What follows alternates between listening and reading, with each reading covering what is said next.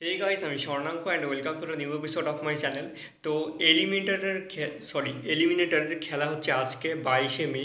তো সেই খেলাটা হচ্ছে হায়দ্রাবাদ এবং রাজস্থান আর এবং আরসিবি এই দুটো টিমের মধ্যে। এবং এখানে সবথেকে বেশি এটা গুরুত্বপূর্ণ, প্রচুর মানুষ আশা করছে আর না জিতে আরসিবি জিতুক। কিন্তু এই আরসিবিটা কি জেতা হয়েছিল তাদের? তো প্রথমে ব্যাট করতে নেমেছিল হচ্ছে আরসিবি, টোটাল তারা 8 উইকেট হারিয়েছিল, কিন্তু রানটা যে তুলেছিল সেটা কিন্তু ঠিকঠাক ছিল না তাদের কাছে।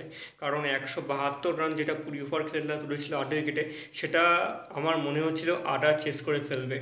সেদিন আরসিবির কোহলি করেছিল 33, ম্যাক্সওয়েল একটা ডাক পেয়েছিল সেদিন, মানে 0 রান। আবেশ 3টে উইকেট পেয়েছিল, অশ্বিন 3টে উইকেট পেয়েছিল এবং বাকি 3জন প্লেয়ার একটা করে উইকেট পেয়েছিল। কিন্তু এখানে আরসিবির ভাগ্যটা সেদিন চূড়ান্ত রকমের খারাপ ছিল। তারা বরাবর একটা খেলা খেলে এসেছিল, যেই খেলাগুলোতে তারা প্রচুর রকমের মানুষের কাছ থেকে ভালোবাসা পেয়েছে, আশীর্বাদ পেয়েছিল, কিন্তু তারা জিততে পারেনি কোনোবার ফাইনালও। এবং এইবারও তাদের আশা সেরকমই হলো, পুরো আশাটা তারা এলিমিনেটরে শেষ করে ফেললো। এবং তারা যে ফিল্ডিং বোলিং করেছিল সেটা তো ভালোই ছিল, কিন্তু এই হাড্ডাহাড্ডি লড়াই শেষেও রাজস্থান সেদিন এলিমিনেটারে জিতে গেল এবং কোয়ালিফায়ার 2-এ উঠে গেল। সেদিন 19 ওভার তারা 174 রান করে 6 উইকেটে এবং 4 উইকেটে জিতে যায়।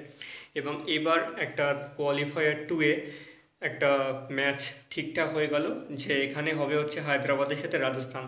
দেখা যাক কেকেআরের সাথে এবার ফাইনালে কে খেলে ম্যাচটা কিন্তু বেশ ভালোই হয়েছিল সেদিন।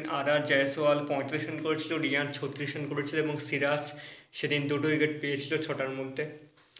তো বেশ হাড্ডাহাড্ডি ম্যাচ ছিল সেদিন, তবে ব্যাঙ্গালোর আবার একবার জিততে পারলো না।